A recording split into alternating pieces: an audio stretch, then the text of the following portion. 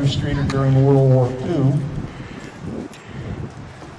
Honey Boy Evans, Mr. Blasco, who championed the Major League Baseball Golden Gloves Award, Bob Tattersall, Ed Plum, Ruben Roderstrom, who had free textbooks for state students, Fred Hart, who had the Land of Lincoln tag on our license plates, Doug Deacon, went to the NFL, Clyde Tomball, Kate Tomball, clay, glass, brick, coal, banana crates, and the list goes on and on. Today is another first for Streator. The Heritage Park Vintage Wall is the first piece of artworks in the Silo Pathways NCI Artworks Legacy Project. The 50-foot by 80-foot work of art was designed by Ray Pasica.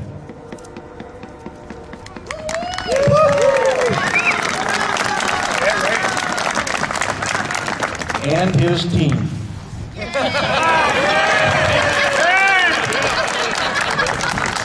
Certainly not a one-person job. The commissioned art piece fits well in the city's long-range goal of improving its image. It covers an ugly wall. It enhances the 300-block pilot project we have going. It exudes a feeling of nostalgia, and it is another first for Streator, and the citizens can be proud of it. We are very thankful for our partnership with NCI Artworks. This phase of the project that we dedicate today was a decision of the city and the artist.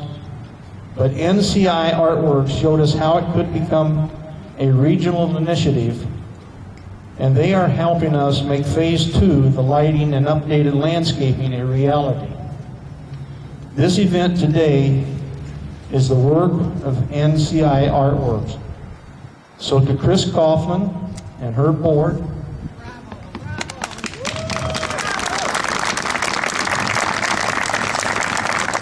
I thank you on behalf of a grateful city. With the anticipation of future projects we will work on together. On behalf of the City Council, the city staff, and others, I dedicate this Heritage Park Vintage Wall to the city, its citizens, for all to enjoy. Thank you. Now Chris is up. Thank you. This has indeed been a very, very exciting project. NCI Artworks is dedicated to developing large public art throughout our region, and this is the first of a dream coming true. So we'd like to, of course, introduce you to Ray and his team. So Ray Pasica, here in the very stylish back-facing cap.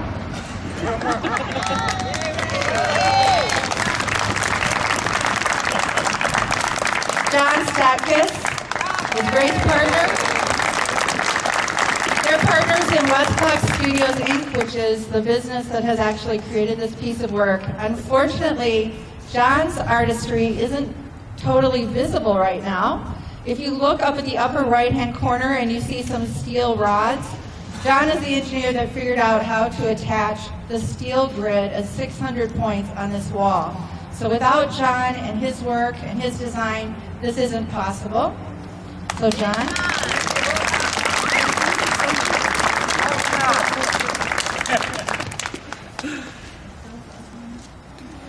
Phil Meyer. So Phil, come on over. Phil, also part of the Westcliff Studios production team. Phil has a little bit of an uncomfortable feeling when he gets up high. But those of you in Streator who have watched this be installed have seen Phil on a lift way, way up there. He overcame his fear with a few trips over there to Steve's Bakery, some coffee, and a lot of encouragement.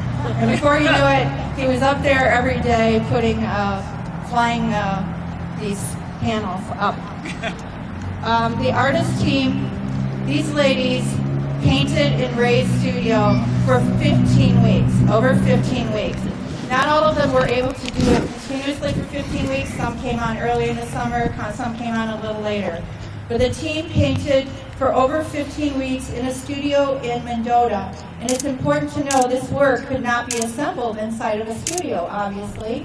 You can't put a 3-story work together in a studio. So these panels, which are each 4 by 10 feet, were hand painted in strips. They had a framework and they would put up a certain number and they would work on them until they were done, pack them away.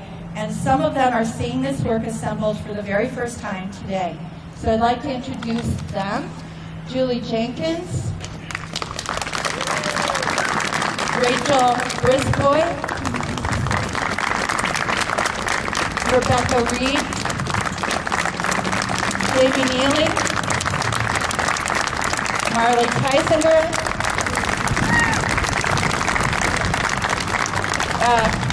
Kathleen Dong, if I pronounced that right, I hope so. You don't have one. Amanda Wigan, so there they are. There's a lot of painting. These are local artists, so we're very proud of them, and we're proud that they had an opportunity to share in this project. Their names will always be associated with this work, so we thank the City of Streator for the opportunity. As the mayor mentioned, this is the completion of Phase 1. Phase 2 is the lighting of the project. So this artwork is 1 foot away from the wall, the brick wall, and has the ability to be lit from within. If you look very closely, you can see some silhouettes in those windows. When the building is lit at night from within, it will look as if the building is occupied, and those figures will look very lifelike and as if they are occupying the upper floors of this building. If you come by the work even right now at sunset, and you'll see the sun shine behind those panels that are way, way up at the top, it will look like those panels are lighted. So to date, we are trying to raise about $20,000 to accomplish this project and to restore the landscaping. To date, thanks to your donations and some generous donations from businesses, we are more than halfway. So we have raised $13,260. So we're getting close. Many people have asked us how they can help. So instructions on how you can support this project, Phase 2, are on the back of your program. There's also a donation box over there under the gray canopy if you'd like to donate to help this project. So there's staff from Artworks that's over there that can help you and give you information if you'd like to support the project, and we hope you will. With that being said, I also want to say that Artworks is all about more art, building our communities through arts. So we will definitely be back in Streator when the Wall Dogs come to Streator, and we'll be here beside you when you get 16 new murals on the walls of Streator in a celebration of your sesquicentennial. So we're looking forward to that as well. With that, I'm going to hand the microphone to Ray for a moment, and I'm going to welcome Brian Lehue up. He's over here to my right. So Ray, is there anything you'd like to add? Well, I think I want to say John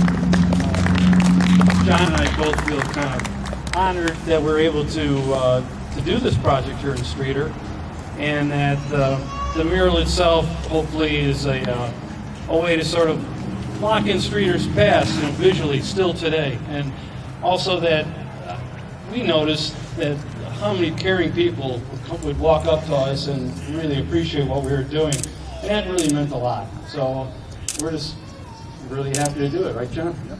Yeah. It's not something we're accustomed to. A little more than we're used to handling normal work. We never realized it was something to do. It was a nice feeling. It was really nice. It's really nice to see it done and see the appreciation for it. So thank you. Thank you for that. Thanks, everyone. Yeah.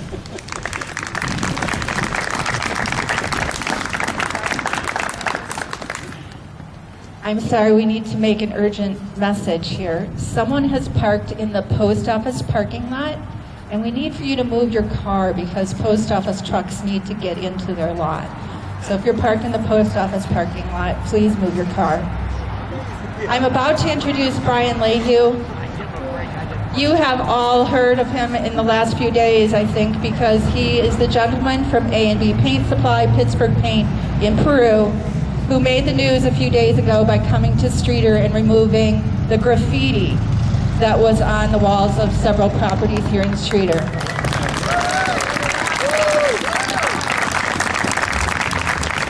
What you don't know about Brian Lehue is he has been the paint consultant for this wall as well. So he has worked very closely with Ray because we had to make sure, of course, that the painting is going to last for generations. And that was Brian's area of expertise. So I'm going to turn the microphone over to Brian Lehue of A&B Paint Supply in Peru. Thank you very, very much. Good afternoon, everyone. I will make this as brief as possible because it is a little bit on the chilly side. So, Ray came to our paint store in Peru about a year ago, and he said, Brian, I got a crazy idea. And I said, you know what? As long as no one gets hurt, I'm all about it. What do we have going on? So we sat down and we talked about various paints and coatings, and he gave me the scope of this project. And I can't believe that it's here today in front of us. As the project started and we started painting, Ray called me and he said, Brian, I'm laying awake at night. Chris is laying awake at night. We want to make sure that this paint lasts. We want to make sure that it stands the test of time through the weather and everything. And I said, I've got the same concerns as well. So Ray said, how about I give you 5 panels? And we took those panels back to my store. I ran adhesion tests on the coating. I ran every test. I beat those panels to death. And we even tested them for graffiti resistance. Ray, I'm not sure if you noticed or not, but when I brought those panels back to you, I only returned 4 of those 5 panels to you. So what I would like to do is present to you your 5th panel. And as everybody can see here, the panel is on my right, your left. And this panel has been through the war. It really has. But the thing that I wanted to convey to Ray and the entire team, Chris, everybody, is the fact that you did this locally. We're a local paint store. It means the world to us to be part of this project. You have no idea. It's huge to us. So on behalf of myself, the owners of A&B Paint Supply, Doug and Susan Lehue, our store manager, Kim Trumpinski, myself, Kurt Napravnik, our Pittsburgh Paint Factory representative, and PPG Industries as a whole, I'd like to present you with your 5th panel.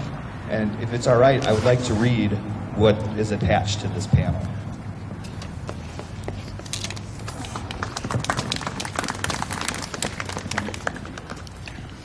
So it reads, this panel, this is where it all began.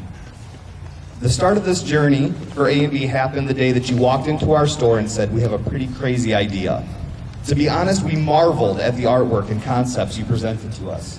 We knew as every picture of every silo came across the screen, this was someone who had a vision and drive that the average person couldn't even fathom. From that point, product selection began. We needed something that was going to be durable and withstand the elements.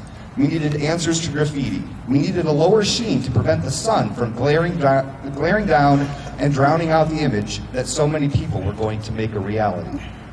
This panel opened up a world. In this world, people came together and worked as a team. New artists were able to flex their muscles, build relationships, and be part of a project that never seemed possible. This panel is what made us all sleep better at night. This panel was walking proof that this can be a reality. It's seen every test and withstood the abuse, but it goes well beyond that. This panel means that a community that's trying to turn around is now taking a big step. This panel represents the marvel in a small child's eyes as they see various rooms lit up and are virtually taken back in time. Every person who stops to look in wonder at this creation will never know the story of this panel, because this panel is our story. Our story is just the beginning. From the artists that were brought together and guided through every step, to the future of where our products and ideas will go, we have barely turned the first page. This panel means so much to us, and every time that you see it, we want you to remember how a crazy idea became a reality. We look forward to watching our story grow with you, and thank you for letting us be a part of it.